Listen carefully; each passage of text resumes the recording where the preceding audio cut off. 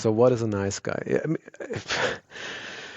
you could come from two different directions. You could say a nice guy is basically a male codependent, or you could also say a male covert narcissist, depending on how severe the disturbance is. But I Hmm. think most nice guys out there are just codependents, and they happen to be men. Welcome. I'm Andy Carlson, and you're listening to the Time with Tim podcast. Each episode, we explore the impact of complex trauma through the personal journeys of our guests. Along the way, we'll connect with experts and individuals who share their unique perspectives, insights, and practical tools to help you on your healing journey. Let's take this time to learn together. Today, I'm excited to sit down with Gabriel. Gabriel's from Germany and has been a playwright and a corporate IT consultant. When his life took a downturn in late 2021, he found himself ready to dive into personal growth.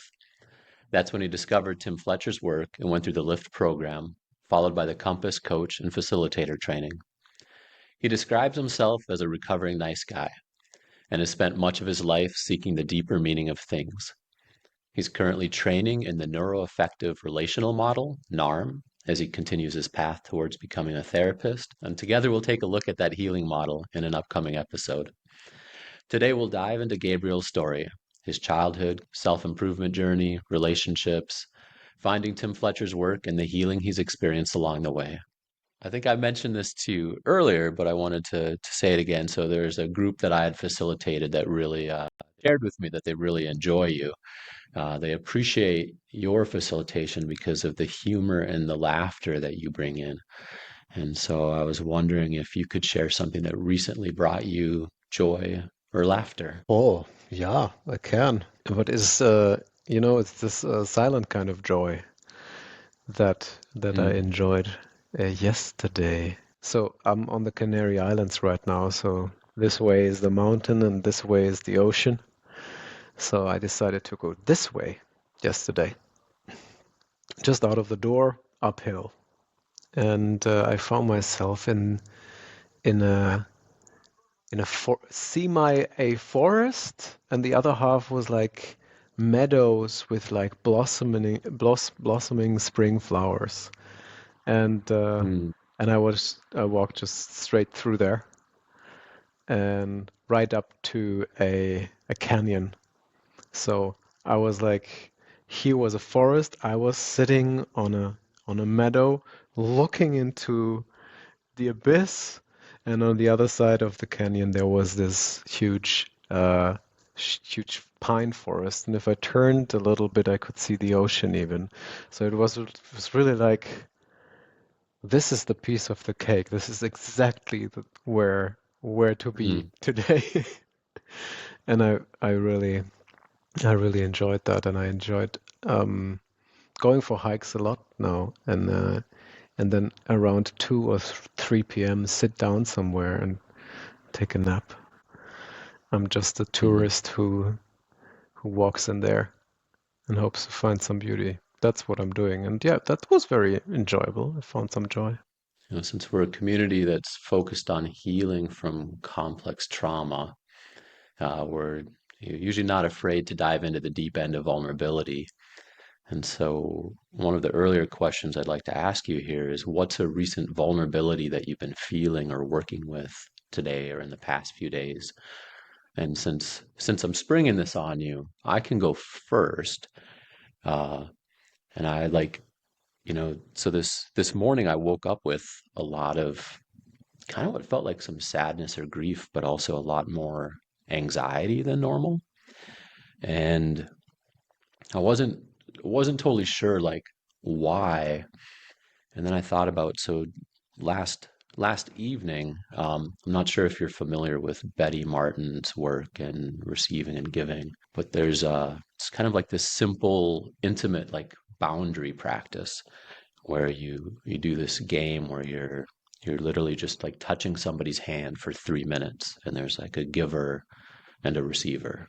Hmm. And what's interesting is that game is you're trying to be able to find the boundaries the direction of the gift, but also finding your own joy and your own pleasure in doing it. And like it was interesting. We did 3 rounds and I noticed a lot of different things come up. One is just like kind of when I was just supposed to be sitting there, like my brain at first like couldn't shut off at all. Uh, and then I also like realized like as I was the one kind of doing the exploring, like I had all of this like fear over consequences at first, but there was a place like after a couple of rounds where I got into this. I felt like a 5-year-old, um, just exploring this my friend's wrist bones. I had like a lot of this like laughter and joy, and was just giggling, exploring her wrist bones, and I could notice even in the tone of my voice how comfortable and relaxed I felt. And I think that Mhm. what I think is interesting is I think my anxiety is a result of that because in my past, when I've had close, kind of like tender, intimate experiences, there's usually been like a blow up soon after that. There's been some sort of an Mhm. explosion and something just goes horribly wrong. And so, like, my Mhm. body in getting into this really safe space, this really kind of tender and 5-year-old playful space, like my nervous system is kind of having a counter reaction to that vulnerability. And so, like, I know that this is like a part of healing of having to move into that and then feeling the resultant anxiety. Um, but I don't know. It's interesting. Like anxiety is usually never fun. Uh, and so yeah, so that's just a kind of a recent vulnerability that I've had. And so I was wondering if there's something that you've been navigating recently in terms of vulnerability or fear, pain, or shame. Yeah, a lot. I- Um, I've been dancing around and sitting in the um, the core of my codependence. I think Mm, the core would be the fear of being alone or the fear of being abandoned. And I mean, there were some outer circumstances that were very like poignant and like actually like pushing me towards that, and I had a and I had a few moments in the last few weeks when I would actually like sit down and allow this to come up, to sit in this pain of really feeling alone, and and and also explore the reaction to it. I think that was something that I discovered there. I'm always asking the clients like, how do you react when you're feeling anxious? How do you react when this? How do you react when that? And now I'm sitting in it, and I'm also like observing myself reacting to it, wanting to get out of it, wanting to get away from it, distracting myself. And yeah, that was a pretty rough time I had there because in a way nobody could help me with that. Like, okay, yeah, I have a coach, I have people I can talk to and so on. But the little codependent in me then would always go like, will you love me? Will you love me out of that pain, mm, please? And so I needed to actually lean back and kind of activate some fatherly qualities in me where I would be like, I am here. I'm here. And that really worked for the first time in my life. And it really helped staying soft and vulnerable for myself. On the other hand, I mean, this was not perfect. I didn't do that perfect. And the next moment, I was angry again. Why is this being done to me? Why is this person doing this to me? Blah blah blah blah.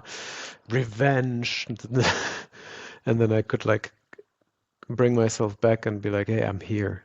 I'm, I'm here. You don't have to like be with this other person. They can take care of themselves. I'm actually here." Yeah, and I have not ever before seen how this, when only the limbic system is active, how mm, mm-hmm, how distorted, how crazy in how black and white everything is. Of course, I've seen that I'm doing this, but I have never been like sitting in it, being like, "Whoa, that's crazy. You're mad right now, and I can't do anything about it. You just like grab a pillow and hold on to yourself." And hope for the best and do the breathing exercises and tell yourself that you're there and talk to somebody and maybe do a little bit of inner child work and then like calm down a little bit again. And yeah, I guess that was only possible because I'm at least having the container, the containment, so that things like that can happen in me. And then I don't get lost completely, just a little, and I'm coming back. So yeah, there was a Yeah. pretty So rough time being in this, okay, I'm in brackets making myself feel completely abandoned and alone. Huh. so it sounds like there were kind of like waves of it happening, but that somehow like you still had some sort of a centeredness or a groundedness that you're kind of able to grasp on even in the Yeah. midst of that. Yeah, It's yeah. like it's a really powerful experience to be able to sit with an emotion like that, but also to be able to give yourself that kind of both that gentleness and the nurturing and the guidance. Yeah. Yeah, the question that came from it is something like, where do I get this tenderness from Mm, if I'm not getting it from other humans, or if I'm not trying to get it from other humans? Because I mean, when we're talking about addictions, my addiction is humans. So, hmm um, being with people, being around people, and then also getting away from people again. So, if I'm not playing that game, where do I get this warmth from? And that was an interesting question to ponder in the last few weeks. Well, let me ask, as that's coming up from inside of you, how are you how are you finding that? How are you developing that for yourself and bringing that out inside of you? Um, well, there are a few things that I discovered for myself also through my training. Uh, Being aware of the things happening and acknowledging that they're happening, creating space for stuff happening, is actually a very good reparenting exercise or activity. More activity, not even an exercise. It's an activity. Aha, something's going on. There's this little meditation that I'm doing that goes like, um, uh, it's basically going along the lines of Tara Bragg's Rain. Like, oh, I'm noticing something. Ah, cool, I'm noticing it. It is there now. I will not push it away. So let's not be in resistance about it. Let's just like say hello. So hello, and then could I even say yes to it? Could I say that yeah, this Mm, is It's happening. This is now happening. Yeah, okay. Could I say yes to it? Okay, cool. And then something like so what? Now what? It's like okay, well, what are we gonna do with this? What maybe does this need something, or does this just need space, or does this just need time? And like running through this, like hello, yes, now what? Hello, yes, now what? Hello, yes, now what?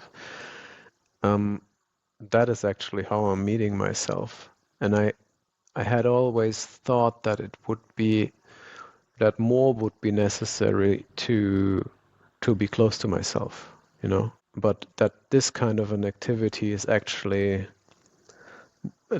actually self-love. I don't have to say, I'm so, oh yeah, Gabriel, yeah, I mm, like you. It's just like my inner wants to be noticed by whatever monkey mind or 3.5% of conscious mind I'm having, and they want to just like have a connection going on, and that is most of the time already enough. sounds like some of that, that that kind of that noticing and then saying yes and then now what? It sounds like just it sounds really simple. Hmm. Um, but like in words it sounds simple, but it seems that in practice that would be maybe much more difficult.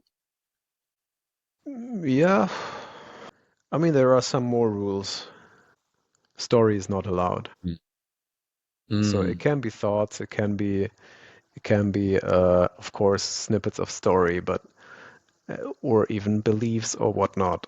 I can even tell myself, hey, I'm telling myself the story that blee and blah and blue, but it's not about that. It's more like I'm in this situation right now, and I'm curious what's coming up for myself here. Like I'm in this situation right now, so I'm curious what's coming up. Ah, I'm looking at you. I like you. We troubleshooted over two other meetings and had the chance to get to know each other. There's something like relaxed in me towards you. I'm noticing that. Ah, so I'm taking my moment to notice that. And then I can see, okay, now what? Well, nothing much. That's all right. And then I could like maybe something else comes up, maybe a little shame voice. Ooh, you're on a podcast right now. You should say intelligent things. And I can see, okay, this is what I'm bringing up right now. Aha. Hello. And I could ask, what do you need? Interesting answer. Oh, not for you not to make a fool out of yourself. Yeah, I'm not gonna promise that. And then I could maybe, because it's so differentiated what came up, I could even like use a little bit of inner parts work and say, hey, would you be able to step aside for the time that we're doing this here so that I can hmm. be in connection with Andy? So it could be a constant flow of things coming up, being welcomed, being asked, okay, how do we relate today? And then the next thing comes. What I'm also hearing is that there's kind of just a deep the toolbox that you can reach into is really deep with curiosity, safety, welcoming, parts, inquiry, shame language, like all sorts of different approaches to both be like gentle with yourself, but also just to kind of really be with what's going on right Yeah. here in the moment. Yeah, what I've been thinking about is this word reparenting. I know we in this Mm, cosmos we have the word reparenting. It is very um, much often used, but for me it basically means I am fathering myself. I am giving to whatever vulnerability is coming up for me. I'm giving it that contact that I would have liked from my dad. mm, mm-hmm, Um, and I think, yeah, and to like make it a little bit bigger, I mean that's exactly what we're doing here. What happens in the lift program or what happens in the coaching or in all these things. Um, there is a fair share of reparenting happening because I could not treat myself that way if the people that I was in contact with in the last 4 years or so hadn't leaned in and be my dad or my mom here or there. And I would have like felt, oh, that was actually like a motherly thing happening to me, being mm-hmm. given to me from the outside. And now I know, now I have a reference experience. Now I don't have to get addicted to that. I mean, that could also happen, um, but now I have a good reference. So I didn't get a really good reference when I was a kid. Was a good enough reference. I became a functional grown-up, but this warm motherly energy I didn't get a reference from. So I got that here or there, and it times it also was highlighted, hey, this happened to you right now. How is it to feel that? How is it to let that in? Is there anything coming up for you as you're letting that in? So I could be actually like examining it a little bit closer. So let's say what I did not get from because of developmental or complex trauma, this has been filled up, but then I also had to take responsibility for doing it for myself. Part of what you're saying there, and I think it's so important with that reparenting, is that if we didn't have that model for ourselves, that we can still find a model of that, but often it begins from somebody else, kind of showing us Yeah, that exactly. gentle support, that unconditional welcoming and acceptance, and then when we can attune to that, we can slowly begin to learn to give that to ourselves and all of our parts and Yeah, what we're going absolutely. through. Yeah. Could I ask, kind of following in this vein, you had mentioned uh, when I first asked for some background on you, you'd mentioned about reading your first self-help book at 10, Oh yeah. which seems pretty young and pretty unique for a kid. Would you be willing to discuss what led you to that? Well, since I'm not really I don't really know what went on in the kid. I can only speculate. I can only describe the outer things happening. I think what happened was uh, that I liked school and I bloody hated it at the same time. Um, so I liked being with other kids, and I liked that the grown-ups kind of wanted to teach us things. Um, but A, B, C, D.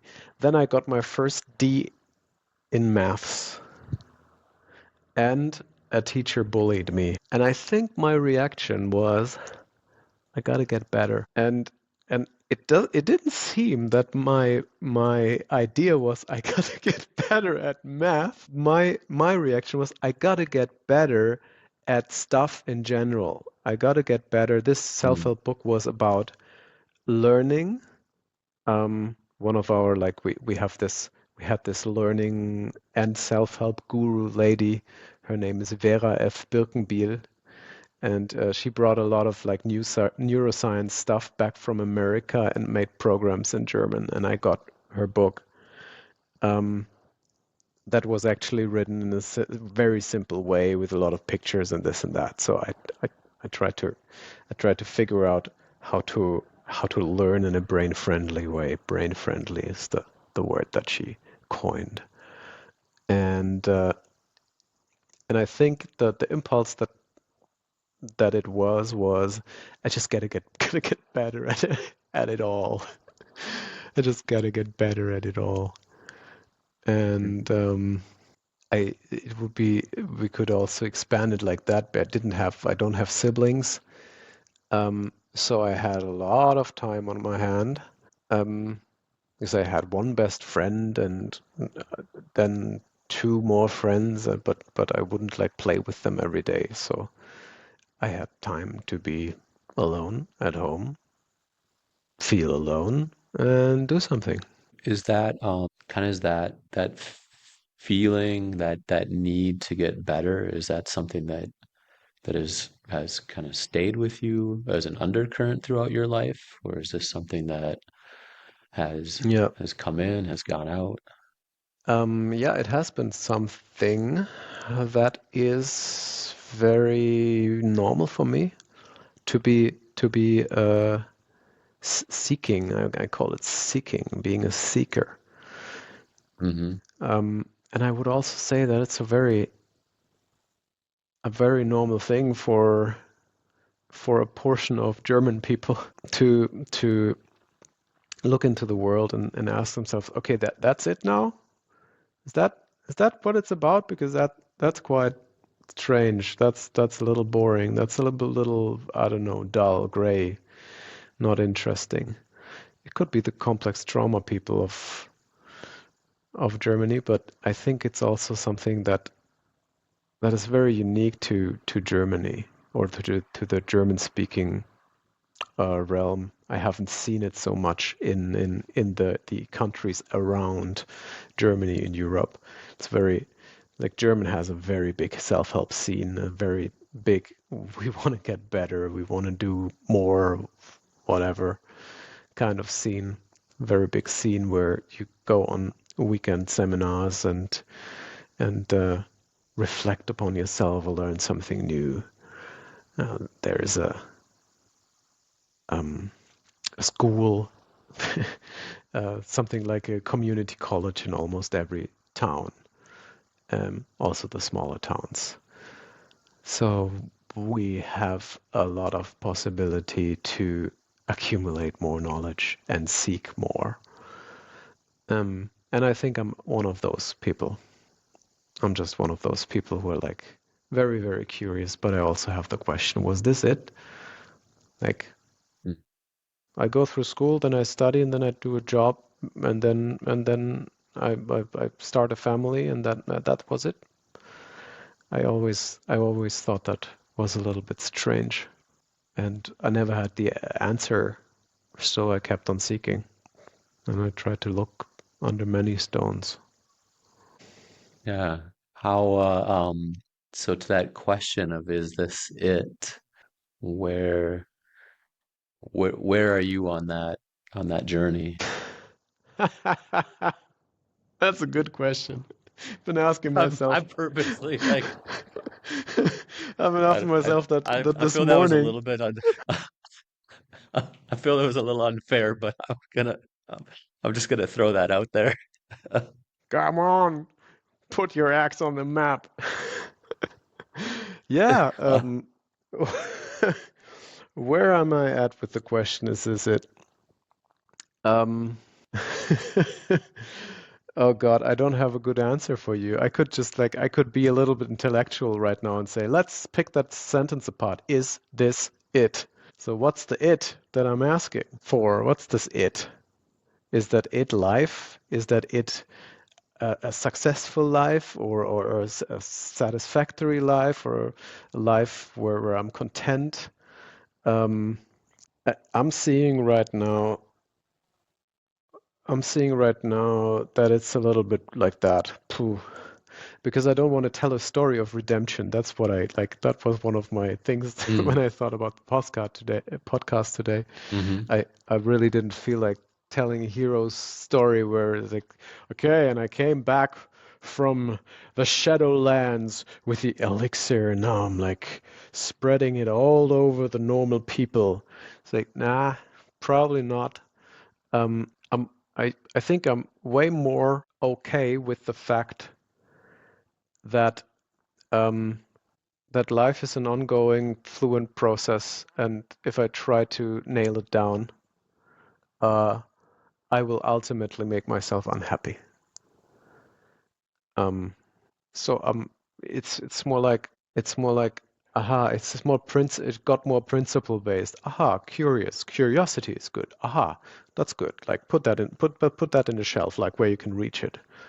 Okay, the other thing, like, okay, like who do you want to be and where do you want to go? That's a good question. Like keep that also close by. You know, you mentioned earlier kind of getting out of story as as part of your practice.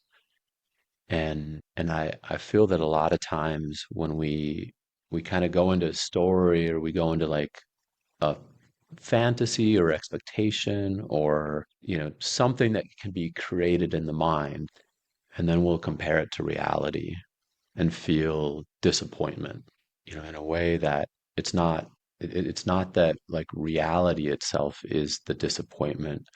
It's that belief that that story should be true or should be something else. And Yeah, I hear yeah. you saying is that you're that in there there's like the curiosity, but kind of like peeling off the layers, and you I forget the word you used, but like either like the process or the journey of kind of just in a way just kind of like figuring it out and being being with it more.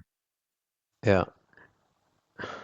Yeah, I think what you're saying there is really helpful to also answer this. Where am I at?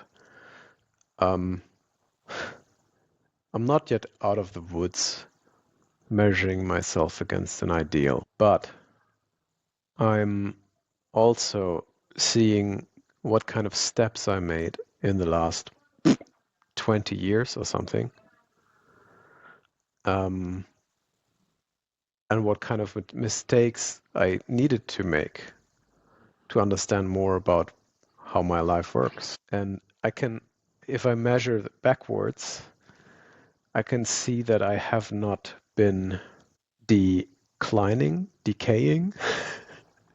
There was growth happening. So that is where I'm at. I'm not out of the woods measuring myself against an ideal, but there is also clear, measurable growth. I couldn't facilitate lift groups if I hadn't integrated some of the things that I was interested in integrating. So that is where I'm at. And everything else is kind of up for discussion and for deconstruction. I'm actually in a moment right now where I'm really deconstructing, or like the last 2.5 years, I have been deconstructing most things. In all the things that I talked about, I wanted to know, okay, what's the consequence of this? If we do it differently, what would the consequence of this? How do I feel about this? Bringing it up, and and so on. That's a cool ability. What I'm seeing right now, it is also an ability that makes oneself or myself rather heavy. Hmm. Because if you want to look behind every curtain, you're busy all the time deconstructing things, and you're not cooking yourself a nice meal, and you're also kind of not going on a date, and I don't know, you're not like getting to know people that might fit into your life, and you're not writing a book, a blog, or making YouTube videos. So where I'm at right now is that I'm getting very interested in like stepping back on the stage of the world. I have been in a cocoon for quite some time now. Yeah. So there's like almost like the kind of the business of healing has consumed a lot of the business of living. And that Exactly. there's this desire to return to or to enter. Yeah, coming out of a cocoon, I think is a great analogy into the land of the living. Yeah. Exactly. Yeah. Let me let me ask, kind of when you mentioned that ideal, that there's still is this like is there an ideal for you as like an image in your mind, a picture in your mind? Is it something that's changing as you progress, or is Mm. it kind of like an underlying sensation or feeling or belief? Well, that is also a good question. But for that, I have to say, look, as a codependent, I'm a chameleon. I can become anything for anyone. I always thought, why does nobody ever remember my name or my face? It was like, yeah, it makes total sense. Because it was another face every time. So so that means, coming back to your question in a moment, so that means whenever I change contexts, whenever I change communities, I become very permeable the to the ideals that they're holding up. Mm, hmm. So the so So there is not a continuous ideal that I have been like carrying around with myself, but a conglomerate of ideals that I gathered from here or there. And I can include Tim. I can include that. I can include uh, Hmm. uh, what is healthy and that is unhealthy. I can include that. I can see myself reacting to that and constructing something that would then fit into Tim's cosmos as that's a healthy guy. So what I'm interested in is to like, okay, here's the ideal, and here's Gabriel, and what does he want? What's important for him? And he can like have a good jam session with the ideal, but then also like go away again. This is my life. And let's see if I'm coming from here. What what do I want? And yeah, so that is how I'm kind of that's my current status in how I deconstruct this ideal business. I hope that makes sense. Yeah, and so it looked like you were kind of like looking into kind of checking with maybe your gut a little bit.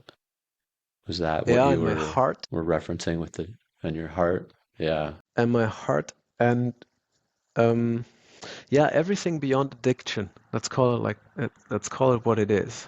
Um, because addiction will keep me in this petty wanting. Like all the wantings I have when I'm like feeding addiction, the stuff is all very petty. I gotta need my little sugar because I want to feel good. I don't feel good now. Oh God, what do I do now, Papa? And and yeah, so if I know about all of that and I learned about that in Lyft and I keep on learning about that, like there is a decision that is bigger than, Just a little sugar. and if I stay with that decision, that is the heart and the gut and the brain, so to say. It's like, okay, Mm. what do Hmm. I want? Like we could even say like, where do I want to win? Like in which area where do I want to go and start winning there? That is what's interesting. That's what I'm currently asking myself. Yeah. And as you're describing that, you know, the heart and the gut and the brain, like to me there sounds like finding or developing or creating something that's either more stable or at least coming from the internal rather than as you described like that codependent where you know I meet with a new group today and now I'm trying to mold myself to whatever their ideal is to whatever they want and so it seems like Exactly. there's kind of like a change of a focus like I'm hearing two layers there one is like a change of focus from that outside to within and then that other one the other thing that I'm kind of hearing it sounds like there's finding something in a way like something to hold on to or something to stand on Hmm. so that it's Yeah, not just kind of changing with others expectations. exactly. But it's like getting connection to my soul or getting connection to the, I call it the goodness in me, and then just live from there and know at the same time that I'm a stupid mammal. So, and that this mammal needs to be managed here or there. And like that, guide me like a good father. Because there are experiences in my life that I haven't had that I would like to have. For example, I would like to be in a good, loving relationship at one point in the future. So, and then from there, from the goodness in me, guide myself there. And I think I'm getting ready, more and more ready to not be so hysteric about all of this, Mm. but just like in a calm, consistent and tender way to go about the things that I want to be going about in the rest of my time.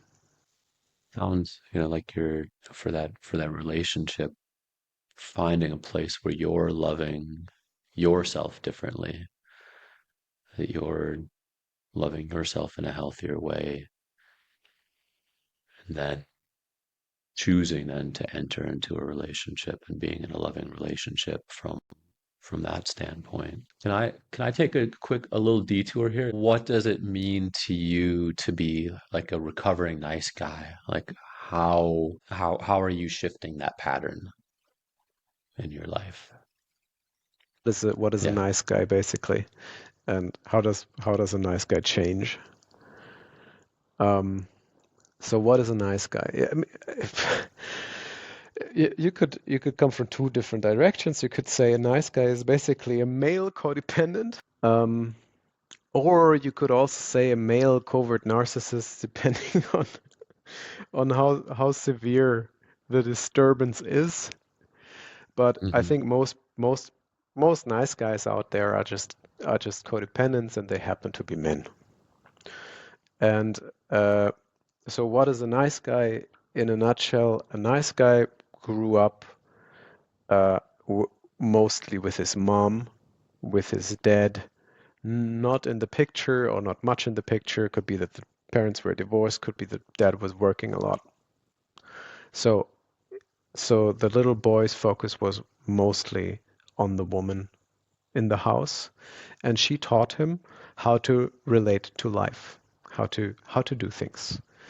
And what he kind of learned very early, or I'd say what I kind of learned very early, so that I don't generalize this. So what I learned relatively early, oh, I'm totally dependent on my mom. I better do what she says because she gets really grumpy if I don't.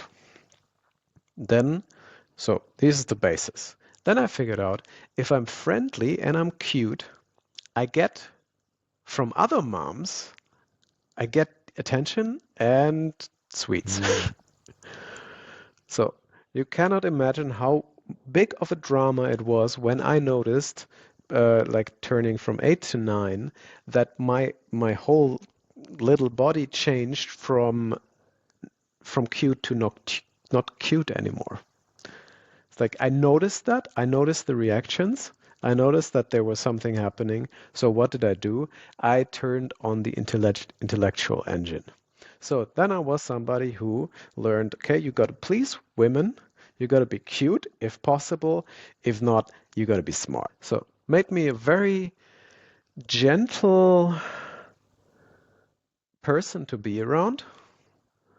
Uh, it made me so gentle, I wondered why I wasn't having a puberty. Wasn't fighting with my parents. Like, I wasn't interested in like scratching cars with keys or whatnot.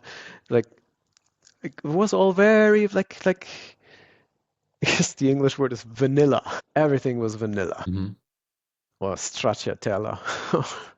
I don't know. So everything was very vanilla, and in my relationships with girls and then subsequently women, it showed itself exactly like that. I showed up in the relationship being a very forthcoming, friendly, nice guy. I was having this covert contract. That's something that codependent males do. It's like I will be Mm. nice to you, and in return you give me your love, eh? Um, Mm-hmm. so so um, so that's who I was. But there was another side to it. If I didn't get the love that I wanted, I got really dissatisfied. Mm-hmm. Like if I wasn't listened to the way I wanted to be listened to, if I wasn't given the amount of sex that I wanted, for example, because sex that equaled giving love. Um, if I just didn't get the things that I expected in return, and these things accumulated, and at one point, uh, I would then break up, run away, sulk for half a year, and find another one. Um, and that pattern repeated again and again and again. Um, and that's something that I did not see from the inside and really needed to be told.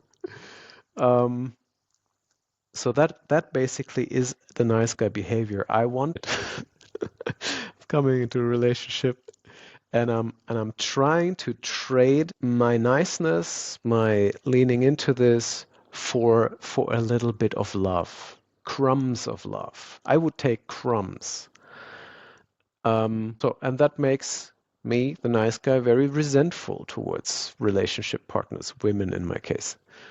Let me ask if I can kind of summarize back what I heard you say a little bit is like, so one thing in there is like, again, kind of not necessarily developing the love from within, but Exactly. then using niceness as a transaction to obtain love from somebody else. And so there's kind of like a little bit of like a manipulation in that action of it's like the Exactly. chameleon nature of it, of like kind of changing to, again, like the people around you. And then the one that this is something that I don't think I'd realized about codependence until something Tim said 6 or 9 months ago. But there's that, you mentioned the resentment. And I think like that resentment, there's this entitlement in there. And it's like an entitlement that we're not aware that there's an entitlement. But it's like, if I smile at you, now you're supposed to smile at me.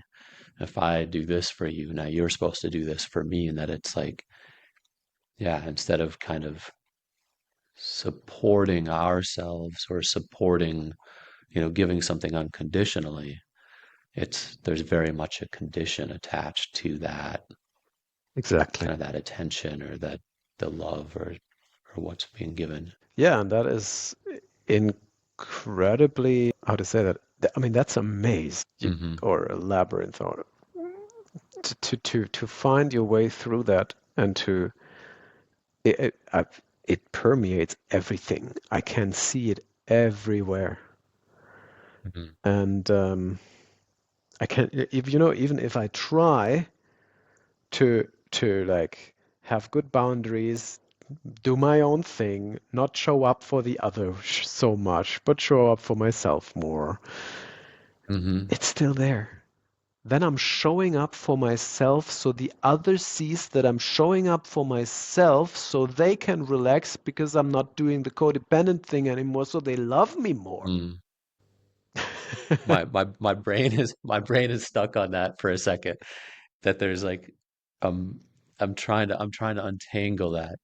The agenda to be loved is so strong that it will Hmm. override the best strategy. It's yeah, it's the same pattern, but almost the psychologically enlightened version of, so now instead of just directly being nice to you, so you love me, I'm gonna do something to myself so that I'll be different, so that you'll like me.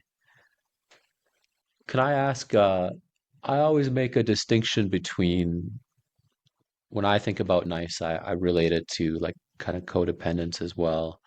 And I see this as being a very much, it's it's kind of embedded in our cultures as well. I think there's a misinterpretation of the golden rule of, do unto others as you'd have them do unto you.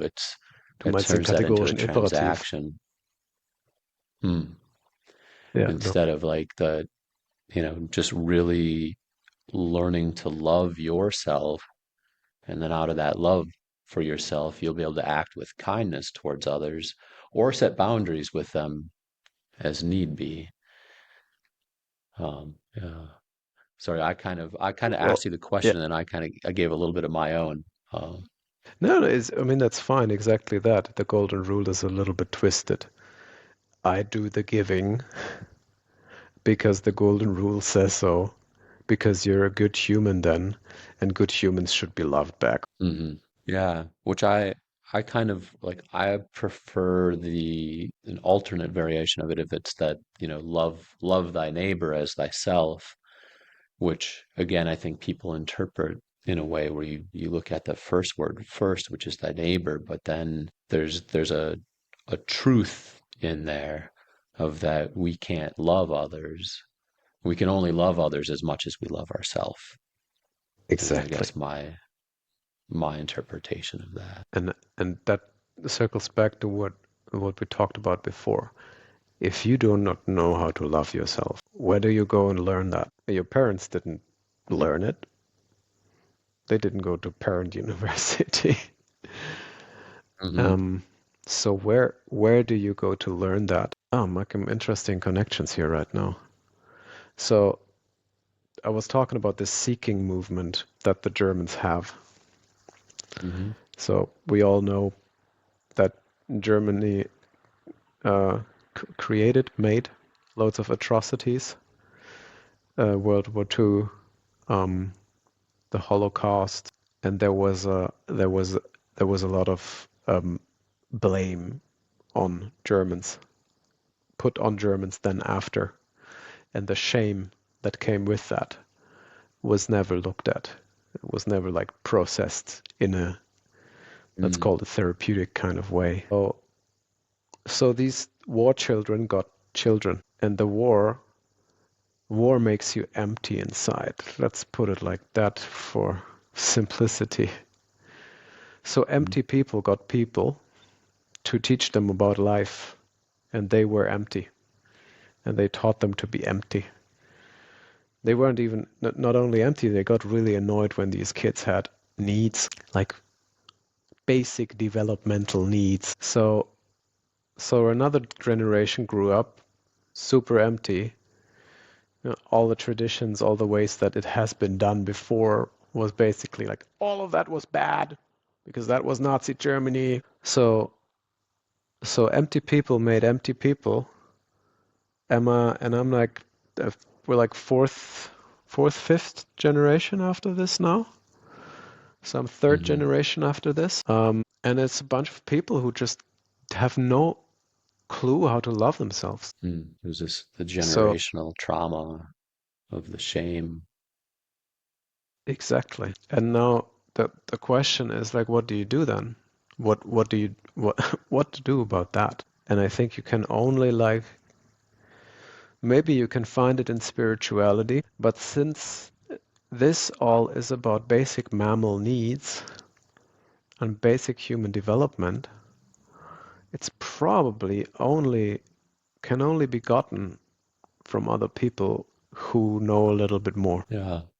Yeah, I find I I'll say to people, especially when you're kind of in an encounter with someone, complex trauma, dysregulation is often contagious, but that, transmitting, as we talked earlier about kind of learning that the reparenting from facilitators and coaches that by them being able to, be with your whole being, accepting you, seeing you for who you are, and being able to welcome and embrace you, that's really like the only way that we really learn how to welcome and embrace and see our whole being.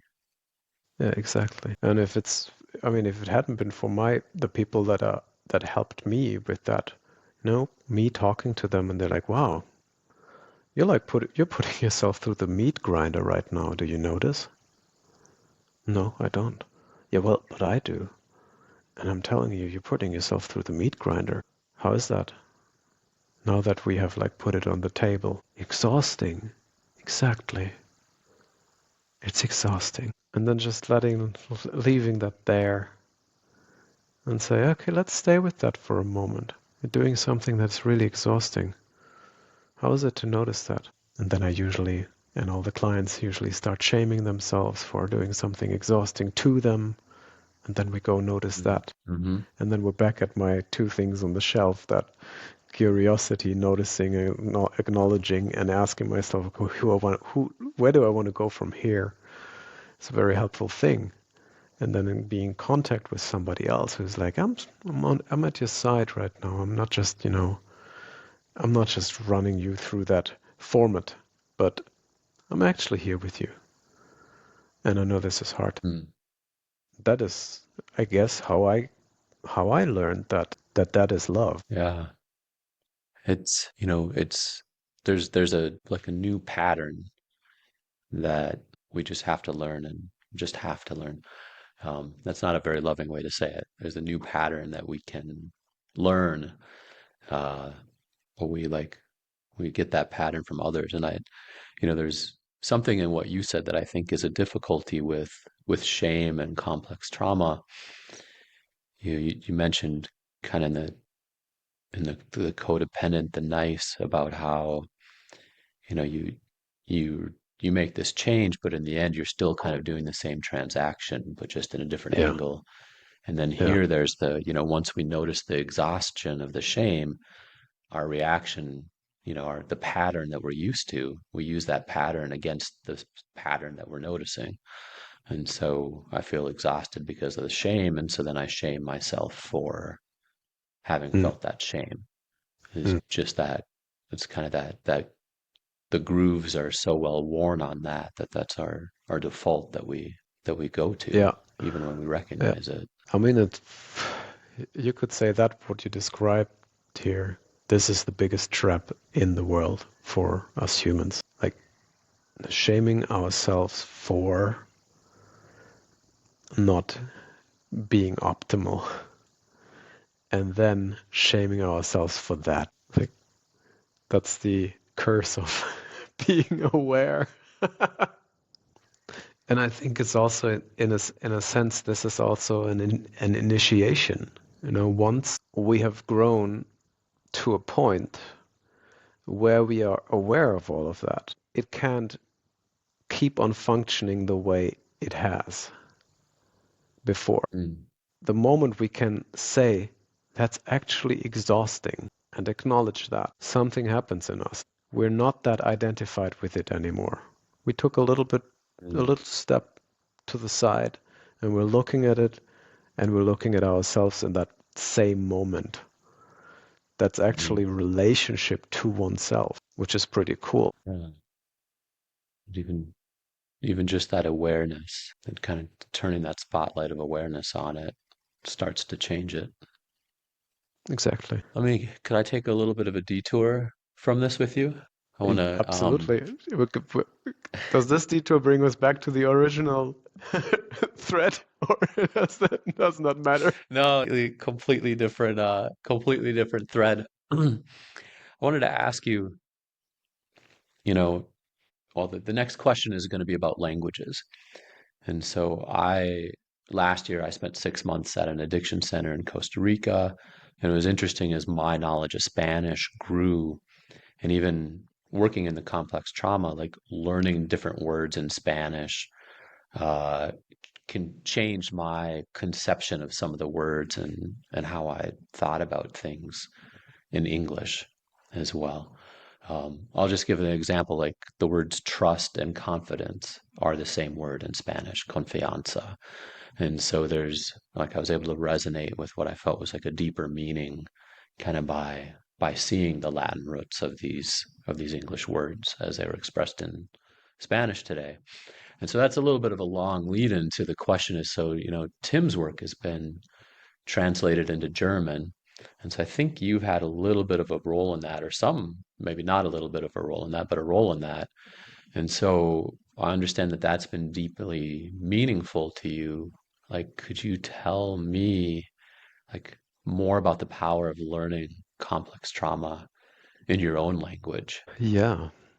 Yeah, I had a little bit to do with that, especially in the point where it gets interesting, where I check the finished videos where Tim then actually speaks German. And I also checked the transcript, so I went through everything twice. And I Mm, noticed that, first of all, like going through the transcript, it took me longer because it was like, oh my God, this like I here it is in my language. Here it touched me a little bit deeper. And I could just also say like that the English stuff, um, I could always distance myself easier from that. It was always a little mm, bit further away from me. And the German stuff went deeper in. It touched me emotionally more than the English stuff. But I can't really say that like I went through it all and then wrote the focus questions in German or something like that. It was just I had watched the same video in English the other day because there was a phase 1 meeting, and I like refreshed myself with the video, and then a week later I listened to it in German, and it had a deeper impact for me in German. It was much clearer that it had something to do with me. With English, I always had to, like, what did I do when I went through Lift? Well, I actually did the focus questions in German. I answered them in German so that I could stay more connected to it. I knew that back then it would be not such a good idea to try it in English. So yeah, I can only recommend if somebody wants to go through Lift and wants to do it in German, although it's just an AI voice of Tim Fletcher. I think it's worthwhile to do that and then still come to the English groups, because I think it will resonate with you more, and you will like get more clear messages. This one's about you, this one's about you, and that one's about you. Mm-hmm. Yeah, I think there, you know, this is just an example from life. I have a friend who he's extremely codependent and has a lot of insecurity, and so he's learned also Spanish as an adult. And what he noticed is when he's speaking Spanish, he's feels a lot more confident. He's a lot more confident. And kind of our theory on that is that, you know, since he learned this language as an adult, he's usually speaking it out of his cortex. Like he has to access his cortex to speak Spanish. Whereas when he's thinking or speaking in English, it's that place where he went through the abandonment wounds and the traumas as well. And so that there's some, like he's a different human being speaking Spanish than he is English. Yeah. Well, I would say the same thing for me. I'm nicer. I'm nicer in English. Even nicer. That there's, yeah, it's a very interesting, you know, I'm sure there's some sort of a research or theory on that somewhere, but just kind of a developmental angle of having it. So to be able to have it in your language, it will touch deeper areas and maybe deeper parts than English will. Could I ask too, so are there any words or concepts in German that you find that maybe capture something unique about healing or complex trauma that isn't expressed as well in English? Oh, I should have fed you this question beforehand to let you think about it. I can't really answer. Not that I'm like I don't know what do you mean?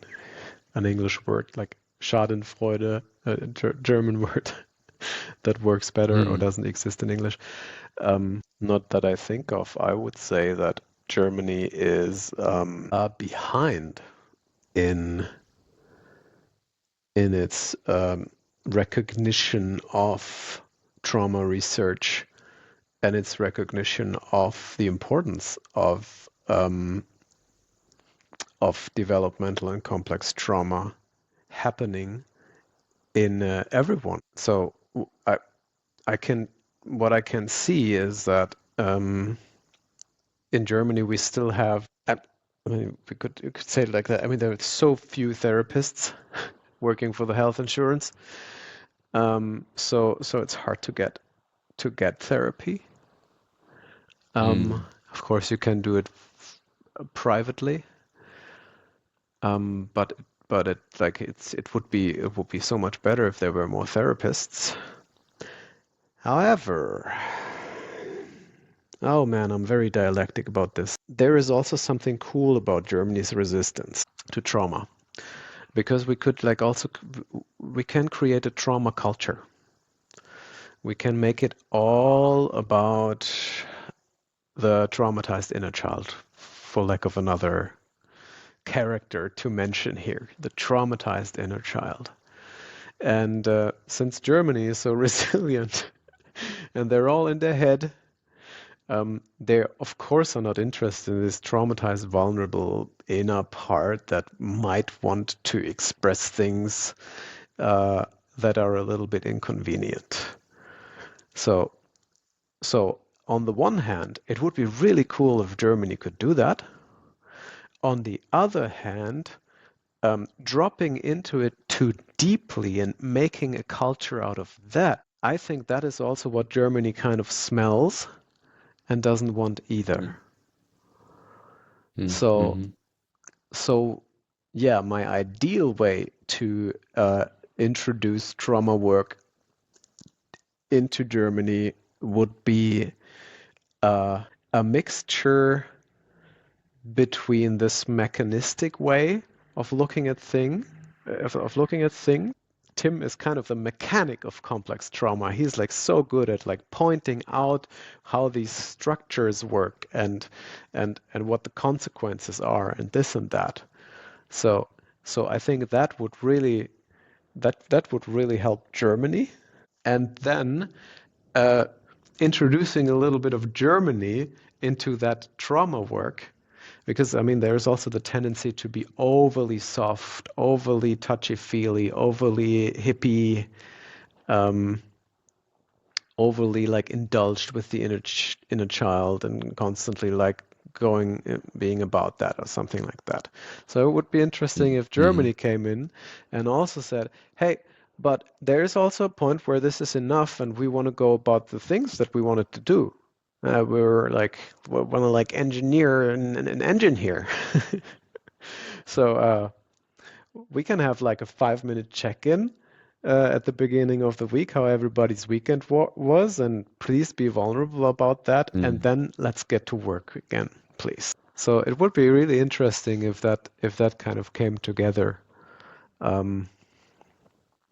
for Germany. I would like to see that. So really kind of balancing, bringing in some of the healing, but also kind of goes back to what you were saying earlier, like finding that way to live your life.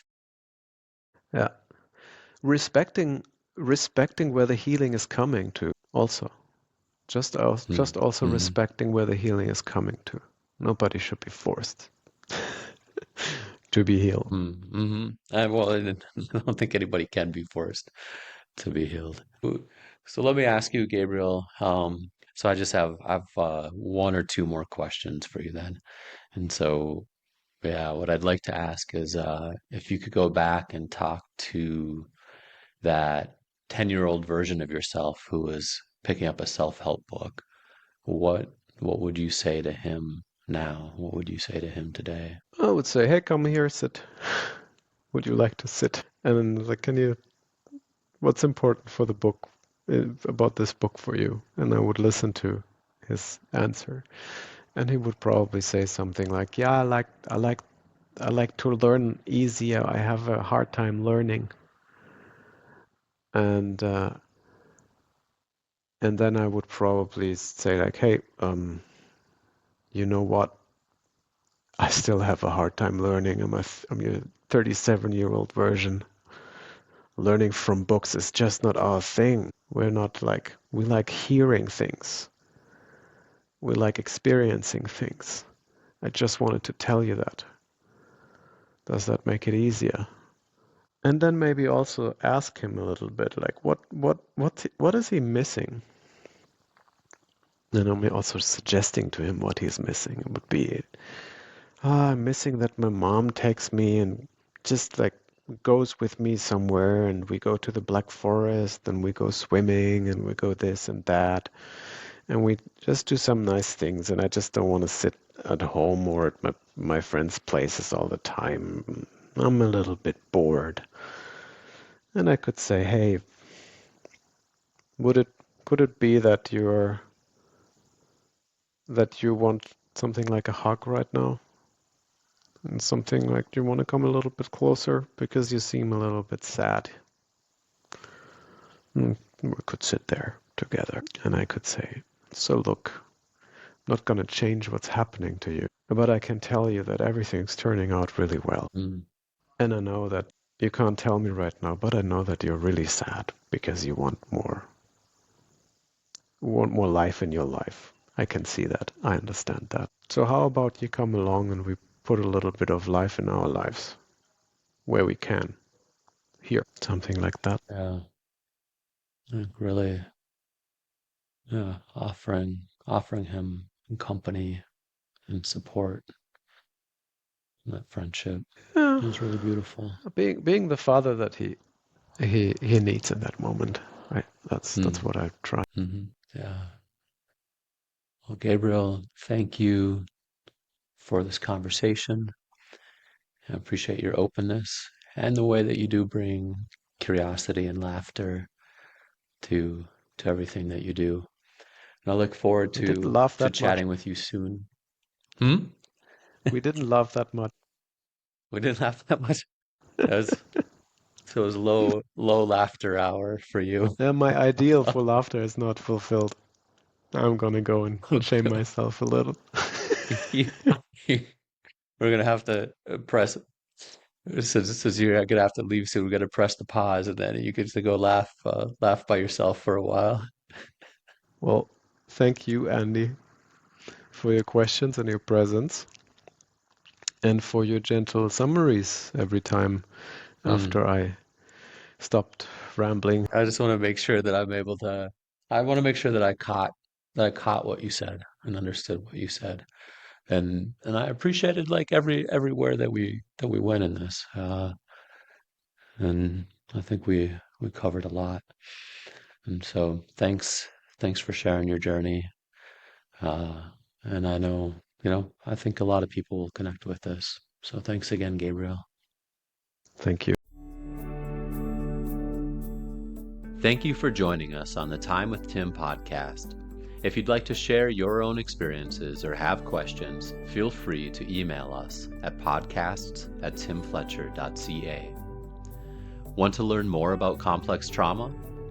Subscribe to Tim Fletcher's YouTube channel for past lectures and his Friday night Tim Talks. You can also connect with us on Instagram, Facebook, LinkedIn, and TikTok. Looking for more support? We offer programs and courses to help with healing complex trauma and recovering from addictions. Visit timfletcher.ca to learn more or send us an inquiry. We're here to support you. Until we meet again, take care, and thank you for letting us be a part of your healing journey.